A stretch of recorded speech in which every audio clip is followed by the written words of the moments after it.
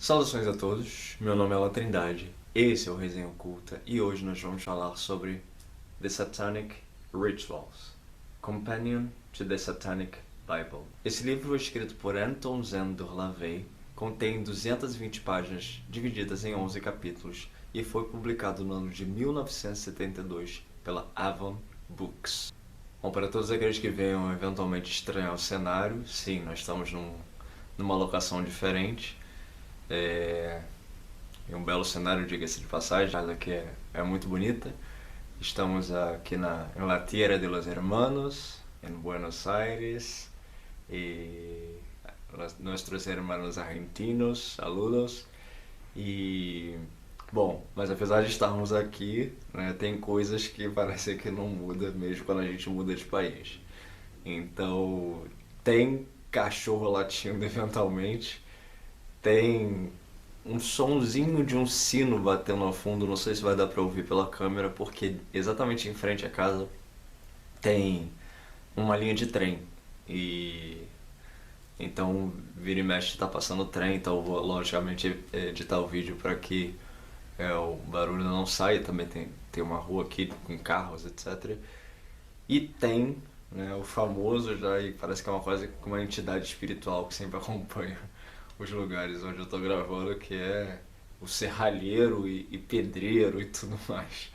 Então, eventualmente, tem alguém cortando alguma coisa por aqui por perto, que eu acho que esse ser é um ser espiritual já, porque todo lugar que eu vou gravar sempre tem alguém cortando coisa.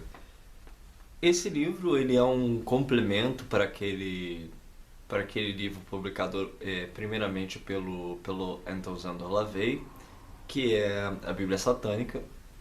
E aqui então esse livro é dedicado exclusivamente aos rituais dessa religião que o LaVey criou. Então, obviamente, se você não viu o, o vídeo anterior, eu recomendo que você faça o vídeo da Bíblia Satânica, porque muito dos conceitos e muito das ideias do LaVey sobre o que seja o satanismo e etc. estão explicadas naquele vídeo. Obviamente, e como eu sempre digo, quando a gente está falando de religião, a gente está falando de muitas vezes de interpretação. Então, vale sempre ressaltar essa questão de que os meus comentários lá são comentários de alguém que não é praticante desse tipo de religião, mas é alguém que teve contato com a literatura, está tendo contato com a literatura. Então, meus comentários aqui podem representar ou não a intenção do autor. Então, na dúvida, não tome este vídeo de forma absoluta, os conceitos que eu vá expor aqui de forma absoluta. Leia por si mesmo. Use isso aqui apenas como um tira-gosto, apenas como uma maneira de ter uma ideia sobre o que o livro fala, e depois, caso você tenha interesse, compre o livro, leia e tire suas próprias conclusões, ok? E essa é uma coisa não só para esse vídeo, mas para esse canal como um todo. Então sempre tenha isso em mente, por favor. Bom, chegamos então na Introduction, onde ele começa falando sobre o fato do diabo e seus trabalhos terem assumido formas diferentes no decorrer do tempo, e que diferentes grupos sempre acusam os outros de serem a própria encarnação do diabo, né? Então, os católicos acusam protestantes, os protestantes acusam católicos, os cristãos acusam pagãos, os cristãos acusam os judeus. Então, o diabo é sempre o outro, né? O inimigo é sempre o outro. E ninguém quer assumir para si próprio a alcunha de ser o diabo, o ser do diabo. Em contrapartida, ele vem dizendo que o anti-herói vem cada vez mais sendo celebrado pelo mundo, visto que esta é a era de Satã, e que a qualidade vai ser cada vez mais ressaltada em detrimento da quantidade. Então, a ideia é basicamente que, com o passar do tempo, diferentemente do que se tinha no passado, né, com a questão das religiões, etc., onde mais valia ter números, né, de adeptos para um determinado segmento ou outro, onde os números contavam mais, com o passar do tempo a qualidade vai ser mais determinante, vai ser mais importante. Então, mais valerá um ser humano com qualidade naquilo que faz e fala do que 10 que não tem qualidade naquilo que produz. Aqui também ele vem mais uma vez dando uma alfinetada nas escolas de bruxaria moderna, né? Com seu deus cornudo e tudo mais, que ele vem dizendo que sempre que alguém tenta relacionar essas escolas com o diabolismo, com o satanismo, etc., os próprios bruxos dessas escolas são os primeiros a se levantarem e dizer não, não, não, não, não, nós não temos nada a ver com isso, e etc. Ou seja, esse ataque que ele faz, que também ele fala disso na Bíblia Satânica, né, tem a ver com um pensamento de que mesmo que o indivíduo ele não seja cristão e ele se diga distante do cristianismo, ele ainda assim continua dando importância para o julgamento dos cristãos. Então eu acho que é basicamente isso que ele quer dizer aqui, né? Que um indivíduo bruxo, se ele segue um Deus X ou Y, etc., ele não deveria se importar com o julgamento dos cristãos, uma vez que os cristãos pertencem a um outro segmento que é opositor à maioria dos segmentos pagãos, né? Então, se os cristãos querem chamar os pagãos de diabo, se querem dizer que o Deus da bruxaria, o Deus cornudo, etc., é o diabo, então eles não deveriam se importar, e pelo contrário, assumir essa coisa, né? É o diabo mesmo e acabou. Porque as pessoas que são praticantes de bruxaria, etc., sabem que não é, né? Mas não adianta, em certos termos, falar isso para um cristão, por exemplo, porque para o cristão tudo aquilo que não é o seu Deus é o demônio, é o diabo. Então ele vem falando disso, né? Que aqueles que seguem Margaret Murray ou Gerald Gardner ou todo esse neopaganismo, etc., eles têm esse tipo de comportamento, né? Essa coisa de, não, diabolismo não, satanismo não somos isso, somos bruxos do bem, só praticamos magia branca, etc. E ele vem complementando nesse sentido, dizendo que a palavra diabo se tornou sinônimo de Satã, né? E que muito desse estigma, né, tem a ver com dois fatores. Um é que tudo aquilo que é do judaísmo, ou seja, Satã, né, é um conceito do judaísmo. Tudo que é advindo do judaísmo fora considerado diabólico pelos cristãos, né? Tanto que os judeus também foram assassinados durante a Inquisição por serem judeus, também foram perseguidos pela igreja, e por significar, então, um adversário, opositor, né? Então a gente também tem que entender esses paralelos, né? Que no judaísmo, de uma forma geral, Satã não é uma entidade, né? Não é um ser em si, mas é muito mais um conceito, né? É só a gente, por exemplo, perceber quando Pedro fala para Jesus, né? Mas Senhor, quando Jesus está para ser crucificado, Pedro incita Jesus a evocar os anjos, né? Tu és o Senhor, por que tu não evoca os anjos, etc., e acaba com isso tudo, né? Livra-te dessa opressão toda. E o que Jesus fala para ele, né? Vai de retro, Satanás, né? Ou seja, vai de retro, Satanás. Jesus chama Pedro de Satanás. Por quê? Porque Jesus queria então Pedro queria desviar Jesus do caminho, né? Que era o caminho que ele sabia que ele tinha que seguir, é o caminho da retidão ali, né? A crucificação era o destino dele, ele tinha que ser crucificado e tudo mais, segundo a história / mito, né? Então, é isso. Então a gente tem que entender também que há uma evolução do conceito, né? Da ideia. Originalmente nós temos uma ideia que é muito mais abstrata, que é a ideia de Shaitan, né, de Satã, ou seja, qualquer coisa que me desvie do meu caminho espiritual é Satã, é Shaitan, é Satanás, e é a evolução disso com essa fusão do diabo, né, que é uma persona mesmo, né, que é um ser entendido pelos cristãos que vive no local e etc., que tem diferentes formas, com chifres e tudo mais. Então, há um amálgama desses conceitos. E aí, levando em consideração esse amálgama, então muitas pessoas criaram esse tipo de medo, né, de distanciamento. Não quero nenhum tipo de associação com isso. E aí ele termina então essa parte questionando justamente isso, né? Por que os bruxos então se importam tanto com a associação, como eu falei anteriormente, né? Por que essa preocupação em negar o julgamento dos cristãos, né? É como se colocar abaixo dos cristãos, né? Se os cristãos querem considerar que todas as práticas pagãs são diabólicas, são satanistas, né? Então isso não deveria importar para um pagão. É mais ou menos essa ideia, né? Isso não deveria fazer diferença, porque deixa que eles pensem o que eles quiserem. Eles têm as suas próprias ideias, eles têm a sua própria teologia, né? Não adianta querer convencer essas pessoas de que o que os pagãos fazem pode não ser ou não ter relação nenhuma com aquilo que eles acham que é satanismo, diabolismo e etc. Né? A ideia é não perca tempo tentando se defender do julgamento dessas pessoas. Deixa que eles pensem o que eles quiserem. Bom, e aí ele fala assim na página 14. Eu traduzi alguns trechos aqui para ficar mais rápido, porque, né, o livro é em inglês e a gente sabe que, né, traduzir assim simultaneamente pode dar algum delay. Então eu vou ler aqui a parte que eu traduzi.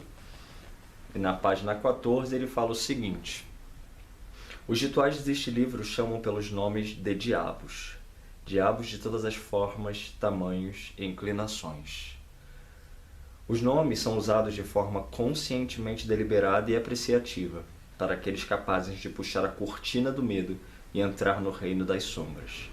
Os olhos se tornarão rapidamente acostumados e muitas verdades estranhas e maravilhosas serão vistas. Se fordes verdadeiramente bom em seu interior, você poderá chamar os nomes dos deuses do abismo sem culpa e protegido contra quaisquer problemas. O sentimento final será mais que gratificante, mas não há como voltar. Aqui estão os títulos de Lúcifer, para aqueles que ousam remover suas capas de superioridade moral. Chegamos então no capítulo chamado Concerning the Rituals. Aqui ele vem dizendo que a fantasia desempenha um papel muito importante dentro das religiões e que os rituais aqui presentes eles não servem para escravizar os praticantes, mas para servir a seus objetivos. Então ele está traçando um paralelo, né, com aquela coisa da ritualização sem qualquer emoção atrelada, né, só porque é tradição e tudo mais. É uma coisa que a gente vê muito comumente, né, nessas religiões instituídas, que as pessoas muitas vezes usam os rituais, né, por exemplo, batismo, casamento e etc., fazem toda a questão cerimonial, mas não há nenhum sentimento real atrelado àquilo, né? Então a pessoa muitas vezes nem sabe qual é a função daquilo, né? Por exemplo, batismo da Igreja Católica, né? Para que serve, né? Batizar um bebê, né? Por que a noiva se veste de branco? Por que tem todos aqueles elementos e tudo? As pessoas muitas vezes, na maioria das vezes, fazem essas coisas porque é tradição, mas não tem uma emoção atrelada àquilo. E uma coisa que o Lavey vai destacar muito é a necessidade de pôr emoção em toda a ritualística. Por quê? Porque é a emoção que faz com que a psique do indivíduo se modifique, né? Então, se você simplesmente faz um ritual de forma robótica, automática, aquilo não tem impacto sobre a sua psique. Então, o discurso dele está muito atrelado a uma ideia, e é isso que eu falo lá no outro vídeo, né? Muito mais atrelado a um conceito de psíquico, né? Uma questão de... Tanto que ele vai usar muita palavra aqui, psicodrama, né? Porque o objetivo é modificar a sua psicologia, a sua psique e as suas emoções. Ou seja, o interno vale mais do que o externo. Por isso que os rituais apresentados aqui, eles são moldáveis, né? Eles são passíveis de mudança de acordo com as circunstâncias. Porque o externo ele é apenas uma ferramenta para o interno. E aí ele vem, dentro desse conceito, né, falando também sobre a questão do atrito, né, que embora as pessoas saibam que é do atrito que as coisas se modifiquem, mudem, há muita resistência das pessoas em atritar com tudo, né? Então a gente sabe que isso tem muito a ver isso tem a ver com quem é familiarizado, por exemplo, com alguns conceitos de Nietzsche e tudo mais, vai encontrar aí uma correspondência, talvez, e algumas linhas de pensamento mais de esquerda dentro da religião, né, que vão considerar que o atrito ele é uma ferramenta, que o embate não é necessariamente um problema, mas uma forma de mudança, né? Quando a natureza necessita de mudança, né, há o atrito, há o confronto, há o cataclisma e tudo, né? Então é através do impacto do embate das polaridades que há a evolução.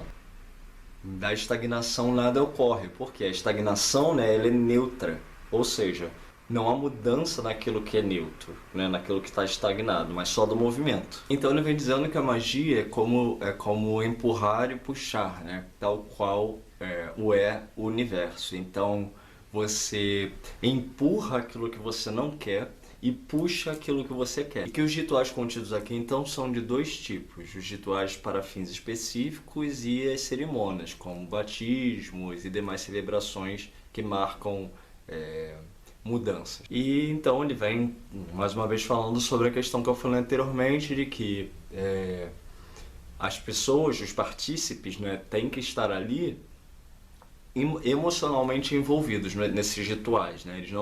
Não é interessante para os rituais satânicos que eles estejam ali apenas por curiosidade, por exemplo, né? Mas que tenham pelo menos algum sentimento envolvido, mesmo que seja de medo, por exemplo, mas que não é interessante que estejam indiferentes. Esse é o conceito, acho que mais adequado, né? As pessoas têm que estar de alguma maneira envolvidas emocionalmente, seja positivamente ou negativamente, né?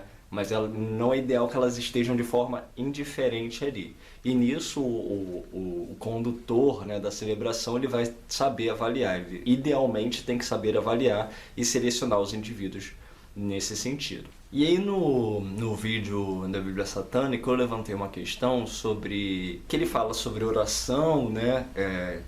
E teve até gente que me mandou mensagem, algumas mensagens até um pouco mal educadas, e algumas mensagens de gente muito maluca, ou muito burra, né? Tem gente de todo tipo na internet, né? Acho que a internet é essa coisa, né? É a terra de ninguém e de todo mundo. Então, lógico, a gente leva em consideração aqueles comentários que são pertinentes, né? Que são inteligentes, etc. Pessoas que têm qualquer tipo de atributo retardado ou coisas do tipo, eu simplesmente nem me dou o trabalho de responder nesse contexto. Especialmente quando eu explico alguma coisa no vídeo, a pessoa vem dizer, vem falar como se eu não tivesse dito aquilo. E nesse ponto da oração, houve alguns comentários nesse sentido, né, de que, e é o que eu falei no começo do vídeo, sempre que um indivíduo entra em contato com um determinado conceito, né, não se deve esperar que o indivíduo tenha um conhecimento absoluto sobre aquele determinado contexto, correto? Então, por exemplo, se você pegou pela primeira vez a Bíblia Satânica e você está dizendo, olha, é a primeira vez que estou lendo esse livro aqui, então é natural que você tenha impressões que podem não corresponder ao todo do que seja aquilo que é chamado de satanismo, correto? Então, por quê? Você está tendo um primeiro contato com aquilo ali. Então, agora, nesse vídeo aqui, é um segundo contato, né? Que é o quê? Estou tendo contato com um outro livro do mesmo autor que vem trazer outros elementos. Então, no primeiro vídeo, eu falo sobre a questão da oração, que me causou estranheza, né? Porque o Lavey, ele fala o tempo inteiro sobre ser um ateu. E não me parecia muito lógico que um ateu definisse rituais e coisas do tipo. Então, aqui ele vem falando na página 20 uma coisa que talvez complemente aquilo que ele vem falando no outro livro e melhore um pouco a impressão estranha que eu tive no outro. Então ele fala assim: a diferença entre oração e magia pode ser comparada à diferença entre pedir um empréstimo e assinar um cheque com uma determinada quantia. Um homem crente, que seja um orador, né, aquele que faz a oração, que pede um empréstimo não precisa ter nada além de um emprego e precisa permanecer trabalhando e pagar os juros caso o empréstimo seja garantido. Então, essa é a questão da oração, né? O que ele está comparando aqui, ó? Se você está fazendo uma oração, você é como um cara que está pedindo um empréstimo. Você vai lá no banco, pede empréstimo, você vai receber aquilo, você tem que ficar pagando aquilo, né? É como se você tem uma dívida. Caso contrário, ele terminará com seu nome sujo, ou seja, ele vai para o purgatório, né? O nome sujo, ele faz essa correlação aqui. O homem magista que escreve um determinado valor num cheque em branco, assume que haverá pagamento pelo negócio, então ele não se dedica mais àquela conta. Ele é então bem-sucedido, obviamente, se possuir dinheiro suficiente em sua conta, as qualidades mágicas, para cobrir o valor discriminado no cheque, ou ele pode acabar em lençóis ainda piores e ter os credores, demônios, caçando. Então essa é a diferença. Então o que ele está falando aqui? O cara que pede o empréstimo, ele é o cara que é o crente, né? O cara que fica ali rezando, implorando para os deuses, para os espíritos e por quem quer que seja, né? E depois que ele recebe a graça, né, ele fica ali pagando, ou seja, ele se mantém preso àquele determinada divindade, espírito, etc. O magista, ele é um indivíduo que ele já sabe que tem a base para o que ele quer, né? Ele não precisa pedir para ninguém externamente, ele já tem aquilo em si, que é na correspondência dele, é o que ele fala sobre o dinheiro na conta, por isso ele assina o cheque, né? Então ele assina o cheque, olha, o cheque vai ser descontado da minha conta, porque eu já tenho dinheiro. E que dinheiro é, que ele está dizendo aqui nessa correlação, é todo o conhecimento mágico, é toda a experiência que o indivíduo já adquiriu magicamente. Então ele vem complementando. Magia, como qualquer outra ferramenta, necessita de uma mão habilidosa. Isso não significa que o indivíduo precisa ser o magista dos magistas, ou um grande sábio dos conhecimentos ocultos. Mas a magia exige uma aplicação de princípios aprendidos através de estudo e experiência. Então é isso. Diferentemente de um crente, né, de uma pessoa que fica... Crente, não estou falando só de cristãos não, tá? Crentes em geral, pessoas que têm esse tipo de postura. Elas pensam que elas não têm os atributos suficientes em si próprias. E por isso elas precisam implorar para o externo, né, para a divindade e tudo mais. O magista, ele tem a segurança de saber que ele tem tudo aquilo nele mesmo, né? Ele tem o dinheiro no banco. Então ele não precisa pedir necessariamente. Não precisa pedir necessariamente para o externo, né? Ele recorre a si mesmo, ele recorre ao seu conhecimento mágico, ele recorre ao dinheiro no banco. Essa é a diferença, né? Então, isso explica mais ou menos o que ele queria dizer em relação à oração, né? De que a atitude, segundo a perspectiva dele, né, dentro do satanismo, etc., é sempre pessoal, é sempre individual, o indivíduo recorrendo a si próprio.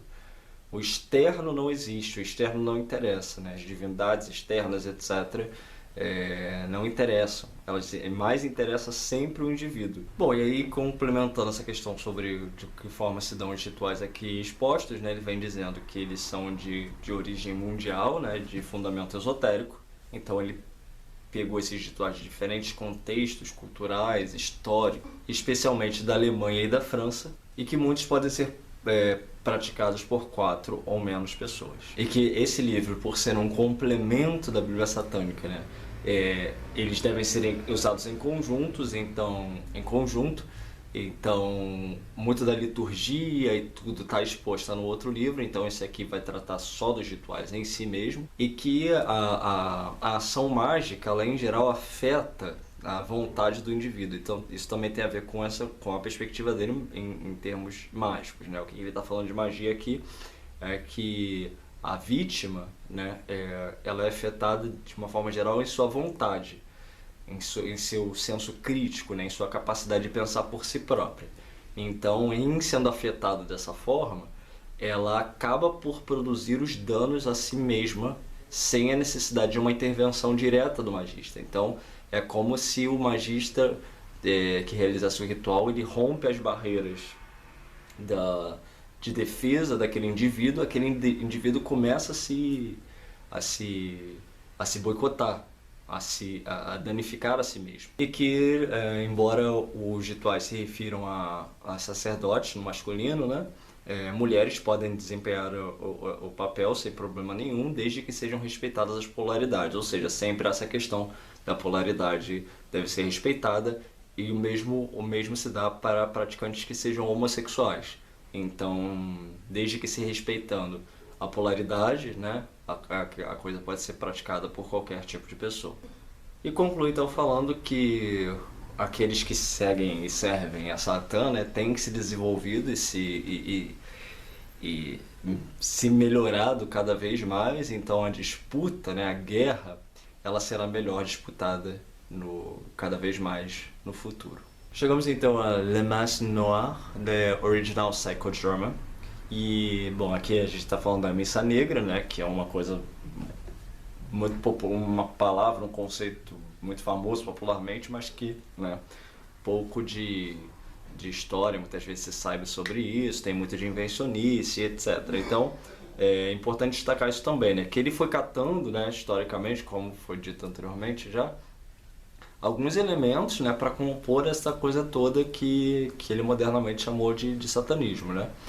Então sempre há essa coisa, esse contexto histórico, né, nos rituais que ele vai expor aqui. Então ele vem falando primeiro sobre a necessidade do indivíduo querer praticar a missa, né, isso alinhado com aquilo que eu falei antes, que o indivíduo tem que estar emocionalmente envolvido e que, bom, historicamente a Inquisição inventou quase tantas bruxas quanto ela própria matou, né? Então, porque muitas dessas pessoas que morreram na Inquisição, elas não eram bruxas de verdade, né? Eram simplesmente pessoas que eram acusadas e eram torturadas, né? E sob tortura inventavam coisas, porque estavam sofrendo, morrendo de dor, né? Então, muitas vezes não tinha qualquer envolvimento ou conhecimento sobre bruxaria nem nada. É aquela coisa que eu falo sempre aqui. A gente tem que lembrar que a gente está falando de um tempo onde as pessoas eram analfabetas, né? Não se tinha conhecimento de muita coisa. As pessoas não tinham a mesma facilidade de locomoção que nós temos hoje. Não tinha avião, não tinha helicóptero, não tinha ônibus, não tinha nada disso. Era tudo na carroça, na base do cavalo. Então as pessoas não ficavam zanzando de um lado para o outro. Muitas vezes a pessoa nascia num determinado local e morria ali, né? Então considerar que essas pessoas conhecessem sobre rituais antigos do paganismo, né, conhecessem deuses gregos e tudo mais, é romancear a realidade, né? As pessoas eram ignorantes, não sabiam nem ler e escrever, né? Então, se hoje em dia a gente sabe que com a facilidade de acesso ao conhecimento que tem, as pessoas também são muito ignorantes, né? Nós também somos muito ignorantes, então quanto mais naquela época. Então, nesse contexto, ele vem falando sobre Catherine de Chaille, que é Lavoisin, que então foi uma mulher que se aproveitara muito desse imaginário todo. Então ela sim era uma bruxa que de fato praticava as coisas, né? Invertia os conceitos, etc. Então, muitas vezes alinhada com padres, então usava dessa coisa dos fetos, né, dos feitiços, vendia proteção e etc. Padres que às vezes não eram tão convictos assim de suas próprias, né, de sua própria religiosidade e tudo mais. Especialmente quando a gente sabe que muitos desses indivíduos eram então destinados a serem padres, porque muitas vezes eram indivíduos inclinados intelectualmente, né, inclinados à questão intelectual, ou, ele não fala aqui, mas eu considero também, quando eram muitas vezes indivíduos gays, né? Então, as famílias, quando muitas vezes percebiam que o indivíduo era gay, jogava ele, porque sabia que ele não ia conseguir casar com uma mulher nem nada. Então, jogava ele dentro da igreja, e aí ele sabia que ali ele ia ficar quietinho, tudo quietinho, né? Entre aspas, ele sabe muito bem o que acontecia e acontece. E aí deixava ele ali para não fazer vergonha, né? Segundo os conceitos dessa gente, socialmente. Então, ainda tratando de Lavoisin, ele vem falando que para cada feto, né, e aí ele faz esse paralelo, né, em relação ao que o cristianismo fala, o que o cristianismo prega e essa hipocrisia, né, cristã, é, correspondendo isso com o que é fato histórico, né? O que é a realidade. Então, o cristianismo fala uma coisa, né? Mas age de maneiras outras, né? E a história está aí para comprovar isso. Então, ele fala assim na página 34. Um fato é irrefutável. Para cada feto oferecido em nome de Satã nas peças clandestinas de Lavoisier, incontáveis milhares de bebês e crianças foram assassinadas nas batalhas praticadas em nome de Jesus, né? Então, quantas pessoas não foram mortas e crianças foram mortas nas cruzadas e tudo mais, né? Até no Antigo Testamento nós temos isso, né? No Antigo Testamento está lá o Deus de Israel falando, mata as crianças, né? Ele próprio lá, além dessa passagem, tem lá a parte lá do Egito, né? Que ele fala que tinha que pintar né, o portal lá da porta com sangue e tudo, e quem não pintasse ele matava o primogênito, né? Lá do Egito.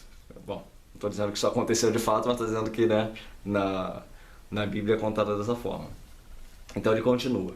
A missa negra que se segue é a versão executada pela sociedade dos luciferianistas no final do século XIX e começo do século XX na França. Obviamente retirada de missas negras anteriores. É também derivada de textos da Bíblia Sagrada. O Missale Romano, o trabalho de Charles Baudelaire e Charles-Marie Georges Huysmans, e os arquivos de Georges Leguet. Esta é a mais consistente versão satânica que este autor encontrou. Embora mantenha o grau de blasfêmia necessário para manter o psicodrama efetivo, ela não se limita a apenas inverter os conceitos objetivando a blasfêmia, mas eleva os conceitos de satanismo a um nível nobre e racional. Este ritual é um psicodrama em seu sentido mais puro. Seu principal propósito é reduzir ou negar o estigma pela doutrinação anterior. É ainda um veículo de retaliação contra atos injustos praticados em nome do cristianismo. Nós entendemos que tem a parte histórica, né, que ele vai falando tudo isso, e em seguida vem o ritual em si, que é Le Messe Noire, né, a missa negra, que é dividida em ofertório, o cânon, a consagração e o repúdio e denúncia. Le Repet, the Ceremony of the Stifling Air. E ele fala assim na página 54. A cerimônia do ar sufocante é o rito que foi performado quando alguém entrava no 6º grau da Ordem dos Cavaleiros Templários. Ela celebra o redespertar da carne e uma rejeição de antigas autonegações, e um renascimento simbólico é alcançado através de um entumbamento artificial. A cerimônia se originou no século XIII. Não mantiveram a forma original, desenvolvendo-se como uma paródia em seu histórico final. Descrições da performance de Le Repet fortaleceram as acusações do rei Filipe IV da França em sua campanha para abolir a rica ordem, a qual foi banida em 1331. Então aqui ele vem dizendo que esse ritual ele surgiu, né, através do contato dos templários com os Yézites. Esse é um povo ali do Oriente, né, que tem uma certa relação. Agora eles estão ficando um pouco mais famosos, mas geralmente de uma forma assim, um pouco sensacionalista quando mostram eles, né, sobre que são adoradores do demônio, satanistas, etc. E aí, então esse ritual teria surgido desse contato. E aí ele vem fazendo umas correspondências aqui, dizendo que se existisse o grau 34 da maçonaria, esse seria então o ritual, né, que corresponde ao 7º grau da ordem de Crowley, que é do Adeptus Exemptus, e que o rito se dá feito com um caixão, né, e o indivíduo é posto ali para que seja trazido à tona todos os elementos de negação anterior que ele praticara contra si mesmo. Então a luxúria ao invés da castidade, o inferno ao invés do céu, o caminho da mão esquerda ao invés do da direita, etc. E aí a performance é feita com um caixão, né, numa sala espelhada, um indivíduo representando o Papa, vestido com trapos e demolei, Jacques Demolay, né, e uma mulher como altar, né? E aí os julgados, né, dentro desse ritual é uma inversão do julgamento, né? Então quem é julgado aqui é o Papa e o Filipe o Belo, né? E não como aconteceu historicamente, que foi o Jacques de Molay e a extinção dos Templários e tudo mais. Chegamos então ao capítulo chamado The Seventh Satanic Statement, Destia Drama. Aqui ele vem falando sobre o fato do diabo sempre triunfar no drama alemão e cita Fausto e Nietzsche em Zaratustra e etc. para falar da sua predileção pelos autores dessas obras. E que o objetivo desse ritual é a assunção da parte animal presente em nós, sem que com isso se perca a consciência de que se é humano. Ele vem também falando sobre os Illuminati aqui, algumas correspondências com a OTA e tudo mais, então essa parte eu vou pular, porque tem um vídeo, né, onde eu falo bastante sobre a questão Illuminati, então é só buscar aí no canal que tem um vídeo falando exclusivamente sobre isso. E os requerimentos para o ritual são pessoas usando máscaras de animais e um rato, uma mulher como altar. Chegamos ao capítulo The Law of the Trapezoid, The Elektrischen Vorspiel, que muitas ordens alemãs se utilizaram de princípios elétricos para praticar seus rituais, né? A gente está falando ali do começo do século XX, ali, né? Todo esse período ali, meio nazismo e tudo. E que muitas delas foram classificadas então como Schwarze Orden, são ordens negras, né? Então ele está falando aqui da Vril, Tous les Freunde von Lucifer, Germania, Almenerbe, etc. Algumas dessas ordens são menos conhecidas, outras são mais conhecidas por todos, né? Mas a gente tem essa influência também alemã dentro do ocultismo no quesito de ordem, embora eu acho que essa influência pouco tenha chegado em terras outras, assim. A impressão que eu tenho é que o ocultismo alemão ele ficou muito restrito ali à Alemanha, né? Muito também por causa do estigma do Himmler, né? Que também foi um ocultista e criou lá a parte esotérica do nazismo, né? Então acho que talvez por causa disso também. Então acho que poucas pessoas têm contato ou mesmo conhecimento sobre essa parte do ocultismo alemão. E os requerimentos para a performance é uma sala repleta de elementos elétricos, como condutores e etc. O rito é basicamente todo baseado nessa coisa, aqui vem a descrição do rito, né? O próximo capítulo se chama Night on Bald Mountain, Homage to Terror.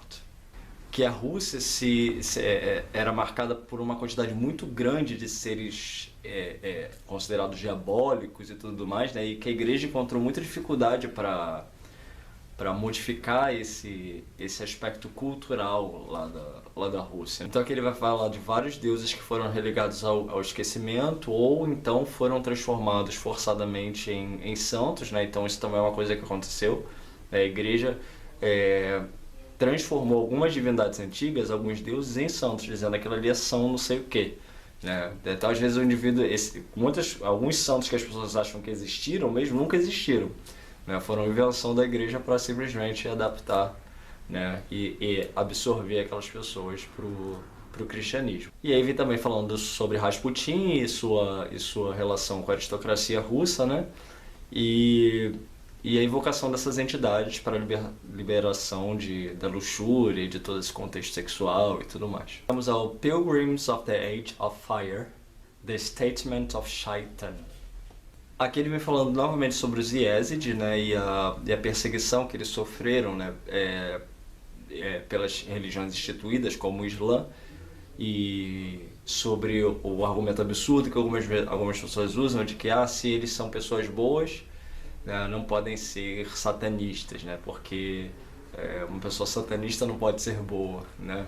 Esse é um conceito um pouco deturpado, mas que é entendível, né? Porque se o cristão diz que Satã é o mal, né? Então um satanista é mal, né? Porém, o conceito dos satanistas sobre eles próprios não é o mesmo dos cristãos, né? Então isso é mais ou menos uma coisa que a gente vê, por exemplo, no Brasil com a questão da macumba, né? Algumas pessoas até idiotamente falam assim, se macumba fosse boa, seria boa cumba, né? Como se isso fizesse algum sentido, em termos linguísticos. Mas é isso, então o indivíduo associa aquilo ao mal e na cabeça dele não pode, só existe bem naquilo que ele próprio tá. E então ele vem complementando, né, que historicamente grande parte dos assassinos em termos de religião sempre foram os abrâmicos, né? Sempre foram os cristãos e os muçulmanos. Então, que as pessoas que são acusadas de serem satanistas, ou seja, de serem o mal, né, não tem histórico de terem feito tanta maldade quanto cristãos, muçulmanos, etc. Então aqui o ritual consiste basicamente em pessoas sentadas em almofadas direcionadas, voltadas para o templo de Moloch Tal, na direção, né? E aí é recitado música e 5 textos / mandamentos são ouvidos então pela congregação. Chegamos então ao The Metaphysics of Lovecraft, The Ceremony of the Nine Angles and the Call to Cthulhu. Sobre a estranheza que até os seus amigos sentiam, né, em relação a esse autor e o seu universo, né, sempre com criaturas assim muito duais, né? Então as criaturas podem ser benéficas ou maléficas, né? E toda essa coisa que se relaciona, segundo LaVey, com o satanismo, né? E aí fala como deve ser o ritual em si, né? Que é uma câmara fechada e tudo com um trapezoide acima do altar e as pessoas então performando toda a ritualística em direção a essa figura. E em seguida então The Call to Cthulhu é um ritual de evocação a Cthulhu. Em seguida nós temos The Satanic Baptisms, Adult Rite and the Children's Ceremony. Bom, aqui a gente está falando de batismo, né? Então existe um batismo dedicado a crianças e um batismo dedicado para adultos. E por último nós temos The Unknown Known.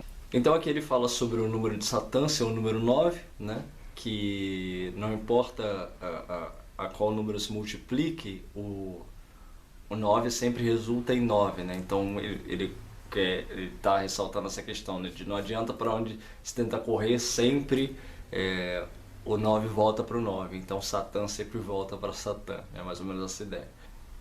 E ele fala ainda sobre a questão das eras e tudo, né? Então sobre mais uma vez essa coisa da era de Satã e tudo mais, né? A era de Satã ter finalmente chegado e que as coisas daqui para frente serão então diferentes.